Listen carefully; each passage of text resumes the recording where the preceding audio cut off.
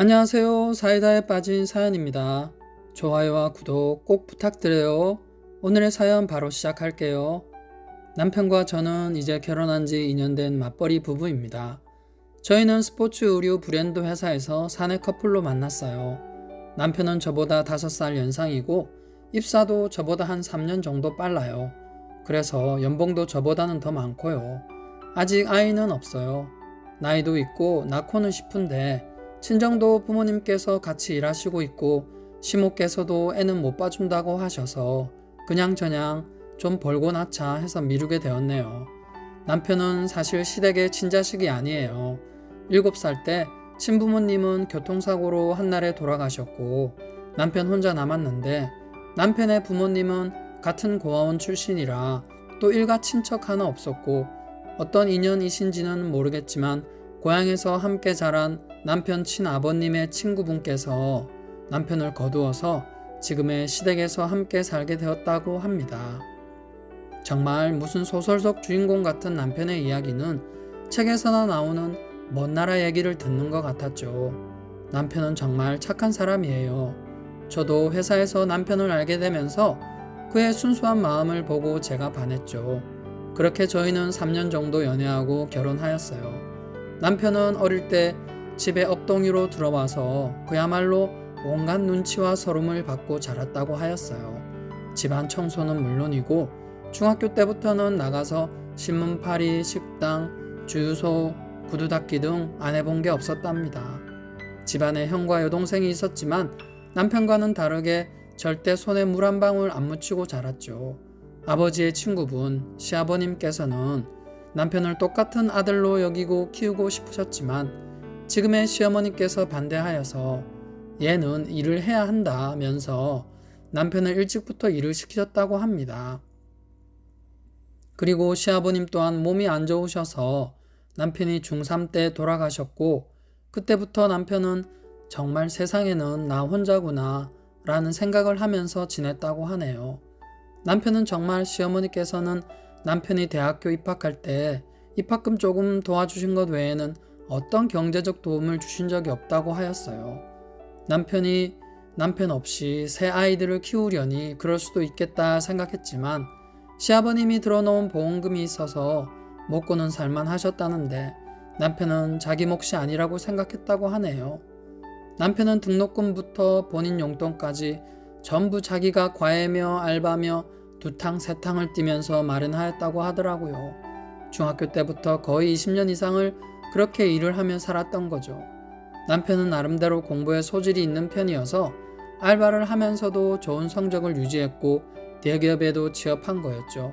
하지만 시어머니는 남편에게 돈을 버는 대로 집안의 대소사에 남편이 번 돈을 다 갖다 썼어요. 시어머니가 지금 살고 있는 아파트도 남편이 아직도 대출금을 갚아주고 있고 한 달에 월급의 3분의 1은 시모 용돈으로 드리고요. 아주버님 결혼할 때 1억, 시누이 결혼할 때 8천만 원 남편이 해주었답니다. 그런데 정작 본인의 결혼에는 2천만 원 들고 결혼했어요. 집으며 혼수며 모두 저희 친정에서 다 해주었고요. 제가 좋아서 선택한 남자라 친정 아버지께서는 딸이 좋아하는 남자라 생각하시고 저희가 살 전셋집을 장만해 주셨고 각종 혼수도 마련해 주셨죠. 남편은 친정 아버지께서 해주신 전세금을 무이자 대출이라고 생각하고 꼬박꼬박 갚아 나가자 하면서 조금씩 드리고 있어요. 그런데 시모는 저한테 그렇게 아들이 용돈을 드리고 해도 반지 하나 선물해 주신 거 없으셨어요. 저희가 집이며 혼수 다 해갔는데도 친정에 뭐 하나 해주신 거 없었고요. 남편은 본인의 상황에 대해 늘 미안한 마음을 가지고 저나 친정에 잘 하였죠. 장인 장모님을 친부모님이라 생각한다며 저한테 얘기하더라고요. 하지만 남편의 처지를 생각하면 언제까지 이렇게 시댁이라는 족쇄에 매여 있어야 하나 고민하지 않을 수가 없더군요. 언제부터인가 저는 그런 남편을 시댁에서 자유롭게 해줘야겠다는 결심을 하고 있었죠.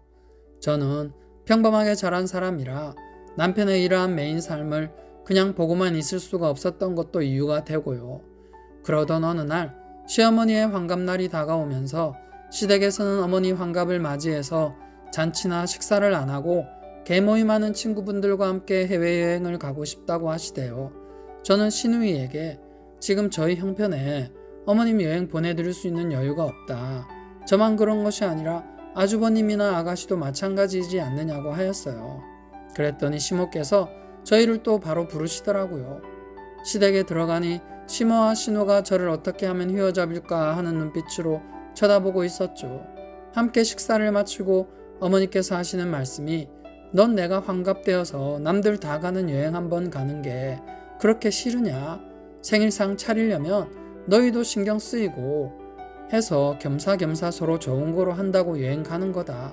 사돈댁은 여행 보내주었다면서 내가 가는 건 그렇게 아깝냐? 그리고 오늘 부른 것은 여행 하나만 가지고 하는 말이 아니라 평상시에도 보면 너는 시댁 어려운 줄 모르는 것 같다. 결혼 전에 어떻게 교육을 받았나 모르겠다만 너도 알다시피 너 남편 천하고아를 우리가 받아준 거 알고 있지? 그 은혜 다 갚으려면 아직 멀었어. 그런데 이깟 해외여행 한번 가는 걸 뭐 큰일이라고 이 난리법석을 떨고 돈을 보태주네 만회하면서 시부모라고 혼자 있는 나한테 그것도 그냥 생일도 아니고 환갑 때 가는 여행에 초를 치고 있냐 하시는 겁니다. 시어머니는 잊을만 하면 남편의 어릴 때 얘기를 꺼내세요. 너는 우리 가족이 아닌 거 알지? 뭐 이런 뉘앙스로 말이죠. 이런 말 들을 때마다 너 고아로 오갈 데 없을 때 우리가 받아준 거니까 명심하고 잘 해라 같은 말을 하고 싶으신 것 같다는 느낌을 받아요. 그리고 저를 향해서는 너는 그런 고아에게 시집 왔으니 너 또한 알아서 기어라 이런 뜻으로 들리더군요. 제가 심보가 고약해서인지 몰라도 벌써 30년이 다 된 얘기를 이렇게 집안 행사 때마다 되풀이하는 시모의 마음을 저는 이해를 할래야 할 수가 없더라고요. 옆에서 신우가 거들었어요. 그래요 언니, 엄마가 우리 생각해서 편하게 해준다고 여행 가겠다는 건데 왜 그걸 마다하는 거예요? 뭐 우리가 돈 같이 안 낼까봐 그러는 거예요? 자꾸 이러면 섭섭해요 언니 하는 겁니다.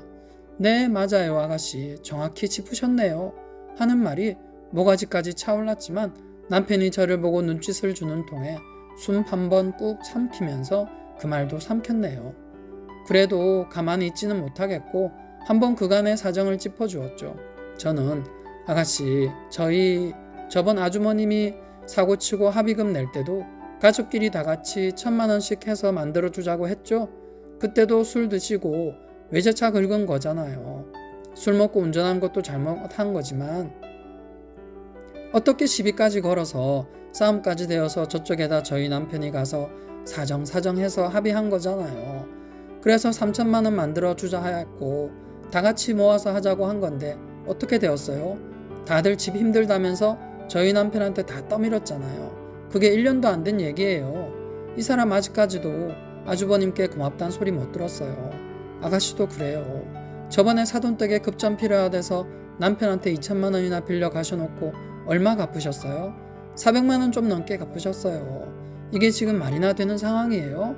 왜 저희 남편이 아주버님 술 취해 저지른 사고 합의금에 아가씨 사돈댁 급전까지 해드려야 하냐고요. 그래놓고 정말 진심으로 고맙다는 말씀 하신 적 있으셔요? 저는 말 나온 김에 하자는 마음으로 다다다다 해버렸죠. 사실 그 돈들 다 저희 남편 명의로 대출받아서 해준 거거든요. 시어머니께서 듣고 계시다가 아니 지금 애미 앞에서 자식들 못났다고 광고하는 거냐? 너는 뭐가 그렇게 잘나서 우리 집에 시집 왔냐? 그렇게 잘난 사람이 왜 이렇게 지질이 궁상 떠는 집에 시집을 와서는 감나라 배나라 잘난 척이냐고. 아이 다 필요 없다. 여행이고 뭐고 나 안 갈란다 하면서 으름장을 놓는 겁니다. 남편이 듣고 있다가 어머니 그런 뜻 아닌 거 아시잖아요. 제가 뭐 고맙다는 소리 들으려고 했겠어요. 저는 그렇다 치더라도 제 아내는 아직 이 집 사정을 잘 모르니 이해해 주세요. 그리고 장인어른 여행은 저희가 보내드린 것도 아니고 아버님께서 자비로 친구분들 몇 분 해서 다녀오신 거예요. 장인어른께서 저희 집 전세금도 마련해 주셨지만 그것도 아직 못 갚고 있고 처가에 아직 제대로 된 용돈 드린 적도 없어요. 그러니까 어머니께서 집사람 앞에서 처가 얘기하시면 저야말로 정말 이 사람한테 할 말 없어져요. 그러니까 억지는 그만 부리시고요. 저희가 상의해서 여행 보내드릴게요. 걱정하지 마세요. 하는 겁니다. 결국 3남매가 200만 원씩 해서 어머니께 드리기로 하였죠. 제가 여권하고 다 준비하는 걸로 하고 저한테 보내는 걸로 하였고요. 그런데 어찌 되었을까요? 아무도 돈 보내는 사람 없었고요. 고스란히 저희가 어머니께 다 해드렸네요. 어머니는 아이고 고맙다 새애기가 역시 효부다 효부 하면서 자기 아들 딸들이 돈 안 해준 거는 아는 건지 모르는 건지 자기한테 들어오는 돈만 보고 연신 입이 귀에까지 걸리는 거예요. 저는 그때 결심했습니다. 이 집구석은 더 이상은 안 되겠다. 저 물로 터진 남편 믿고 있다간 정말 나까지 물귀신 끌고 갈 때 당하듯 하겠다 싶더라고요. 언제가 되었든 이 퍼주기만 하고 받기만 하는 고리를 끊어야 되겠다 싶었습니다. 그렇게 시모의 해외여행을 보내드리고 얼마의 시간이 지난 후였어요. 저와 남편은 주말에 집안 청소를 좀 한 다음에 오랜만에 남편과 함께 외출을 하였어요. 일산 쪽에 아울렛이 큰 게 있어서 거기 가서 이것저것 보면서 쇼핑을 하였지요. 남편도 어릴 때부터 워낙 없이 커와서 크게 욕심내지 않아요. 가끔씩 세일을 한다든지 마음에 드는 옷이 있으면 사는 정도였고 저 또한 세일 상품이나 2월 상품을 좋아하여서 아울렛에서 마침 판매하였던 제품을 좀 샀죠. 친정아버지나 어머니 것도 좋아하시는 브랜드에서 재고를 팔길래 좀 샀고요. 시모것도 사려다가 예전에 어이없는 일이 생각나서 그냥 말았어요. 결혼하고 한 몇 개월 지났나? 한 번도 등산 같은 거 안 다니시는 분께서 아주버님 내외, 동생 내외와 함께 등산을 가겠다고 아래비로 한번 맞추어 달라는 겁니다. 저희가 스포츠용품 회사라 직원 할인을 받을 수가 있었거든요. 그래서 아주버님 내외 등산화, 신우 내외 등산화를 샀고 시모는 등산화 등산복을 사는데 저는 가격도 가격이지만 직원이기 때문에 어떤 제품은 2월 상품이나 지금 나오는 상품이나 별 차이가 없고 오히려 색깔은 2월 상품이 더 괜찮은 그런 상품을 알거든요. 그래서 어머님께 2월 상품도 괜찮은 게 있다며 추천드리니까 바로 아니 CM이 입는다는데 재고떨이 하려고 하냐? 하시면서 저를 사람들 앞에서 무안을 주시더라고요. 저는 그런 게 아니라 등산복 외피까지 있는 걸 고르시길래 외피 상품은 지금 나온 것보다 오히려 2월 상품이 색깔이 괜찮은 게 있어서 그렇다고 말씀드려도 굳이 새로 나온 거 최고 비싼 걸 고르시더군요. 어쨌든 당시 쓴 돈만 해도 200만 원도 훨씬 넘어갔네요. 암튼 그때 일 이후로 뭐 해드리고 싶은 마음이 싹 사라지대요. 그래서 그날 저희끼리 아울렛에서 쇼핑할 때는 저희 부부 것과 친정 것만 몇 벌 샀더랬죠. 그래도 나올 때 보니까 짐이 한가득이더라고요. 그렇게 차에 짐을 싣고 있는데 신우가 전화가 오는 거예요. 같이 저녁 먹자 하면서요. 넘어오라고 하더라고요. 집이 가까이 있는 게 죄다 하면서 쇼핑을 마치고 어머님 댁으로 갔어요. 신우네 가족은 애들까지 4명인데 먼저 식당으로 갔다 하시면서 어머님이 아파트 입구에서 저희 차를 타셨죠. 어머님은 뒷자리에 타시면서 쇼핑백을 보시면서 왜 뭘 이렇게 많이 샀냐? 이게 다 누구 거야? 하면서 백을 하나하나 열어보시더라고요. 저는 그것도 좀 기분이 나쁘더라고요. 아무리 시어머니시지만 왜 아들 내외 물건에 손을 대시면서 확인을 하시는 건지. 암튼 하나씩 보면서 어른들 입으시는 중년 브랜드를 보시더니 혹시 본인 거도 있나 해서인지 자세히 보시더라고요. 어머님은 좀 많이 퉁퉁하신 편이신데 사이즈가 5 사이즈인 걸 보시고는 대번에 저희 친정엄마 거라는 걸 아시고 인상이 확 바뀌시더라고요. 그러면서 요즘 내가 이가 아파서 치과를 다녀왔는데 돈이 한두 푼이어야지 너네 여동생이 다 해줬다고 하시면서 이가 아파서 오늘도 잘 먹을 수 있을지 모르겠다. 둘째 너 보너스 달이 이번 달이지? 하시는 거예요. 그러고 보니까 얼마 전에 남편 톡으로 신우가 보낸 게 생각이 나더라고요. 오빠 이번에 엄마 치과 다니시면서 50 들었어. 이번에 보너스 달이지? 좀 도와주라 하면서 온 걸 보여주더라고요. 시댁은 남편이 언제 보너스를 타는지 다 알고 있어요. 남편이 시댁 대출 갚으면서 그런 것들이 다 공개가 된 거죠. 시어머니고 시누이고 남편이 무슨 현금 자동 지급기인 줄 아는 것 같아요. 암튼 그렇게 만나서 한우를 먹으러 갔는데 신우가 불렀으면 자기들이 내야지 자기 식구들은 4명이면서 말이죠. 결국 그 밥값도 저희가 결제했고요. 식사 내내 어머님은 돈 없다 하시면서 돈 하시더라고요. 이 아프다고 할 때는 언제고 혼자서 거의 4인분을 드신 듯 보였습니다. 식사 중에 이런 얘기도 하시더라고요. 남편 월급이 저보다 연봉으로 한 1,000만 원 정도 더 버니 남편이 보너스 탈 때는 시댁으로 좀 더 보내라고 하대요. 아니면 신우 쪽으로 보내라고요. 옆에서 듣던 신우는 거기에 맞장구를 치며 그래 오빠 나 좀 도와주라 우리 너무 힘들어 하는 겁니다. 저는 시어머니의 계산법에 어이가 없었어요. 지금 살고 있는 저희 집 저희 친정에서 도와준 거고 어머님 사시는 시댁 대출도 남편이 다 내는 건 아니지만 거의 절반 이상을 내고 있는데 보너스 받으면 그 돈은 시댁에 더 보내라니 그럼 저희 친정은 호구입니까? 하는 말이 올라오더라고요. 정말 해도 너무한 시어머니와 시누이다 싶었어요. 그렇게 식사를 마치고 집으로 와서 저는 남편한테 대놓고 얘기했어요. 정말 이제는 못 참겠다. 어머니 하시는 말씀을 어떻게 생각하느냐. 계속 이대로 뜯겨가며 살 거냐. 막 쏘아대었습니다. 남편은 아무 말을 못하더군요. 저한테는 미안하고 장인 장모님께 할 말이 없다고 하면서 고개를 푹 숙이더라고요.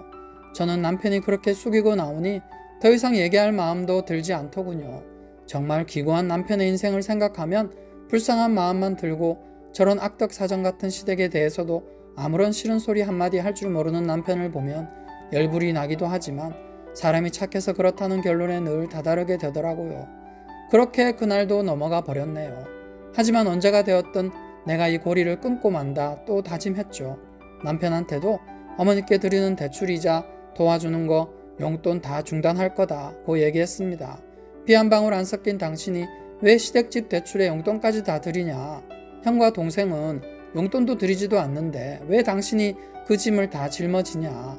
어린 당신을 거두어 준 것 이미 갚고도 다 갚았다고 하면서요. 남편은 그래도 사람 도리가 있지 어떻게 나를 거두어 준 사람한테 그러냐 하길래 거두어 준 거 좋아하네. 그게 거두어 준 거냐? 부려먹은 거지? 중학교 때부터 신문파리에 구두 닦기에 대학교 때는 과외에 알바에 이제까지 그 집에 퍼다 준 돈만 해도 수억이 넘는다. 당신은 그 집에 종로로 탄 거다. 나는 개인적으로도 더 퍼주고 싶은 마음도 없지만 당신이 그렇게 저 자세로 시댁에 꼼짝 못하는 거 더는 못 본다. 나랑 계속 살고 싶으면 더는 그렇게 살지 마 하였죠. 제가 하도 강하게 얘기하니까 좀 심각하게 알아듣더군요. 그렇게 말은 하였지만 제가 무슨 방법이 있는 것은 아니었어요. 하지만 남편이 매번 여우 같은 여동생과 늑대 같은 형, 눈구렁이 시어머니한테 당하는 거 보고 있으면 정말 제가 우라병이 도져서 살 수가 없었죠. 저는 결혼 전부터 주식에도 관심이 많았어요.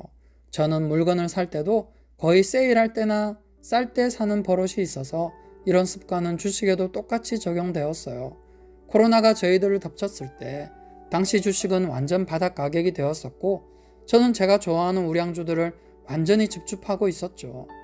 그렇게 제가 가진 주식 2억 원어치가 코로나를 지나면서 천정부지로 뛰게 되었고 그 바람에 저는 거의 20억 원 이상의 돈을 마련할 수가 있었죠. 제가 주식으로 대박이 난 것을 숨긴다고 숨겼는데 어떻게 신우가 알게 되었고 시어머니와 신우, 아주버님까지 저한테 달라붙어서 대놓고 돈을 요구하더라고요. 시모는 우리 집 대출 좀 갚아라 하면서 4억을 요구하였고 신우는 저희 형편 좀 도와달라면서 2억을 아주버님 또한 사업 자금으로 3억을 요구하더라고요. 아주 대놓고 무슨 빚쟁이 있냐? 저와 남편한테 달라고 하는 거예요. 저는 남편한테 그랬습니다. 이거 보라고. 이 사람들 정말 하는 짓 좀 보라고. 이게 상식적인 사람들이 할 행동이냐? 당신도 알다시피 주식에는 당신 돈 1원 한 푼 안 들어갔고 내가 시집 오기 전에 만들어둔 자금으로 조금씩 투자해서 만든 돈이야. 이 돈을 왜 자기들이 달라고 하는 거야? 하니까 남편도 시독 식구들이 돈 앞에서 부끄러운 줄 모르고 하는 행동을 보면서 정이 떨어진다고 하더라고요. 시어머니는 또 저희 내외를 부르시더군요. 다 같이 오랜만에 가족회의 좀 하잖아요. 아주버님 내외와 신우 내외까지 모두 불러 모았습니다. 시댁 식구들은 제가 완전 주식 부자인 것 마냥 부러워하면서 한 푼이라도 더 가져가 보려고 저 앞에서 가진 애교를 떨더라고요. 시어머니는 세기야 이거 좀 먹어봐라. 너 좋아하는 닭도리탕 내가 해놓았어. 아주버님과 형님도 아이고 우리 동서 왔냐면서 평소에는 코빼기도 보이지 않던 동서 형님도 현관문을 열어주면서 반기고 신우이도 언니 내가 언니 사고 칠 줄 알았어. 어떻게 그렇게 감쪽같이 아무 말도 없이 큰 돈을 만들어? 대단해 언니 하는 거예요. 저는 남편과 함께 조용히 식사를 마쳤고 다 같이 모인 자리에서 시모께서는 이제야 이 집을 내 집으로 만들겠네. 신우는 언니 덕분에 저도 시댁 어른들께 위신이 서겠어요. 하면서 김칫국들을 마시고 있더라고요. 저는 어머님 그리고 여러분들 뭔가 착각하시는 것 같은데 제가 왜 여러분들에게 저희 피 같은 돈을 드려야 하나요? 그랬더니 시모께서 아니 그러면 그 큰 돈을 너 혼자 다 가지려고 하는 겁니다. 옆에서 신우도 우리가 그냥 달래? 좀 빌려달라고요. 나중에 갚으면 되잖아 하는 거예요. 저는 이제 그만들 좀 하시죠. 어머니 이 집 대출 매달 70만 원씩 저희 남편 돈 나가고 있어요. 여기에 어머니께 드리는 용돈 매달 200만 원 이게 작은 돈인가요? 아주버님 저희한테 빌려가신 3천만 원 아직 갚지도 않으신 거 잊으셨어요? 그리고 아가씨는 1,500만 원 남았고요. 그리고 저번에 어머님 해외여행 경비 200만 원씩도 아직 아무도 저희한테 주시지 않으셨어요. 거기다 식사다 자리다 집안 행사다 하면 저희 남편이 다 지불해 왔고요. 아니 솔직히 저희 남편이 아무리 이 집안에서 거두어 주었다 하여도 너무하신 거 아닙니까? 이건 무슨 죄진 사람도 아니고 이렇게 사람 등골을 뽑아먹는 게 어딨냐고요. 아주버님 결혼하실 때 남편이 1억 해주었고 아가씨 결혼식 때 8천만 원 해주었어요. 저희 남편 결혼할 때 두 분 한 푼도 해준 거 없으셨고요. 남편이 가진 돈 2천만 원으로 결혼했어요. 그나마 저희 친정에서 전세 구해주시고 혼수해주신 거로 시작할 수 있었고요. 어머님은 저한테 그 흔한 가락지 하나도 해주신 거 없으세요. 도대체 여러분들이 무슨 양심이 있어서 저희한테 또 돈을 요구하시는 거예요? 저는 정말 속에 있는 대로 나오는 대로 쏟아내었습니다. 그동안 별 얘기 없이 순순히 내만 하던 저의 모습만 보시던 시어머니를 비롯한 시댁 식구들은 저의 당당한 태도에 아무 말도 못하고 눈만 껌뻑거리더군요. 이제 여기서 정리하시자고요 하면서 저는 종이 한 장을 내밀었습니다. 종이에는 남편과 미리 상의하고 공중업체 사무실에까지 가서 만든 내용이 적혀 있었죠. 간단히 정리하면 앞으로 저와 남편, 연관된 모든 가족에게 연락하지 않는다. 어떤 식으로든 접근하지 않으며 이 조건을 지킨다는 의미로 3억 원을 제공한다는 그런 내용이었고요. 돈을 얻으려면 각자의 이름란에 도장을 찍으라고 하였죠. 이 서류는 공증업체를 통해 공증을 받을 것이며 서류가 모두 준비가 되면 저한테 우편으로 보내라고 하였어요. 그리고 앞으로 저희 부부는 없는 사람 치시라 하였어요. 다들 무슨 말도 안 되는 소리를 하는 거냐? 이게 그동안 키워준 은혜에 보답하는 거냐? 검은 머리 짐승 들이지 말라더니 옛말 틀린 거 없다면서 시어머니는 남편을 아주 배려나 취급을 하시대요.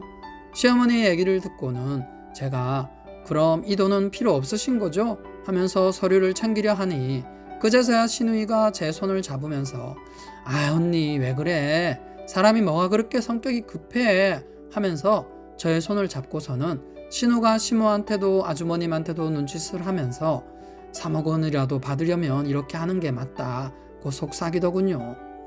남편은 어머니 오갈 데 없는 저 받아주시고 그동안 키워주셔서 감사합니다. 저와의 인연은 여기까지인 것 같습니다.